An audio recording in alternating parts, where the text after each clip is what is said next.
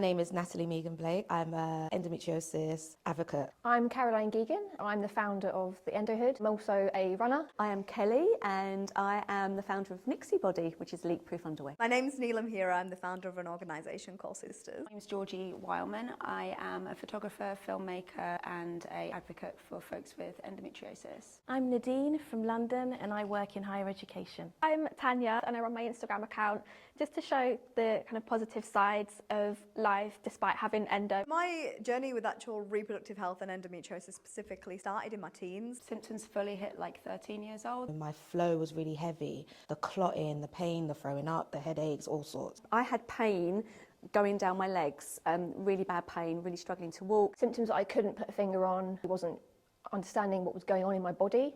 Actually going to the doctors, not because of my heavy periods, but because actually sex was really painful. Came to a head when I had my diagnostic lap. They kind of saw the endometriosis all over my organs.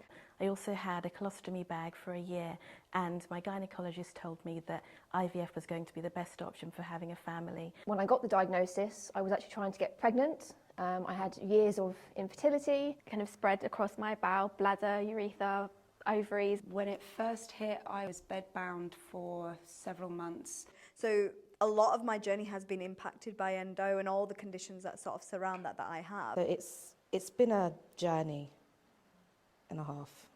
When so much of life is so difficult, it's important to remember who you are.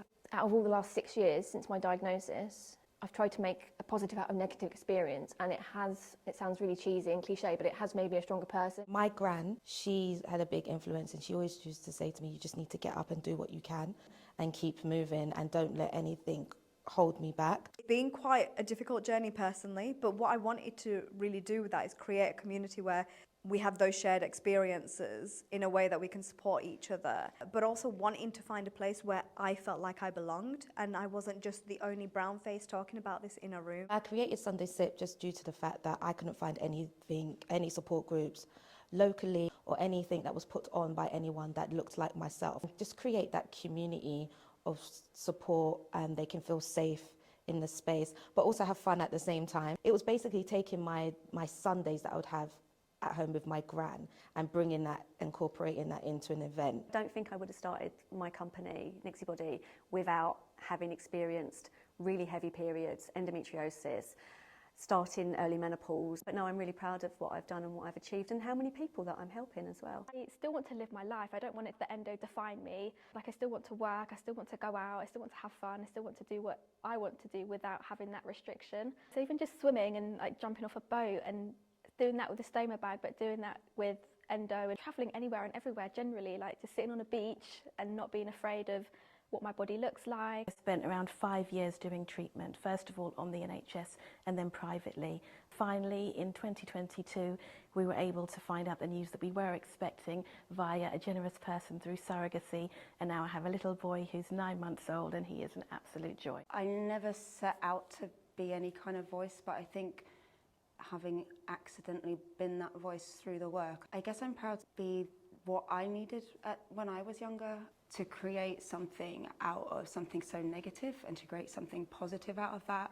and know that I'm helping other people so that they're not alone. Since the diagnosis, I think I am showing women, no matter what barriers they face in their life, you can run a half marathon, you can run a 10K. I have got limitations now with my endometriosis diagnosis, but I don't let that sort of kick me down, if you will. It's just a small part of you. I think there's so much more to a person than their health defining them. The process of surrogacy, it really taught me a lot of patience. It taught me that there is still so much kindness in this world. And at the end of the day, there are lots of different ways to have a family. I'm just so grateful that I have my little boy and I wouldn't wish he came into the world any other way. Whilst endo isn't like a positive experience, it has really brought me a different side of myself. I am resilient. I hate that word sometimes because I feel like women we have to be resilient all the time. But I actually am. You know, I'm standing here today. I'm just so thankful that I stayed and held on. Warts and all, endometriosis can be a very negative experience at times. It can be a very challenging experience that does its best to sort of push you down. I know endo it can make you low. I've been in dark places with it, and you need to somehow do something which makes you happy and smile. You need to be proud of yourself. The fact that you are getting through each day is tough. It's really, really tough. But there is light. There's always light, and you need to take, comfort from that. You are here. You are alive and living. Yeah, I'd say to everyone, just hold on, and things do change.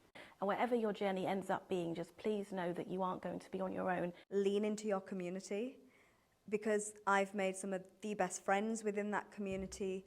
I found a place for me in that community. There's something so powerful in knowing there's other people going through the same thing that you're going through. Just know that you're not alone, and try and reach out to people, even though I know it feels so hard at the time. Endo community are so supportive and kind. And that's the best thing that I think anyone can hold on to, is that hope, resilience and community.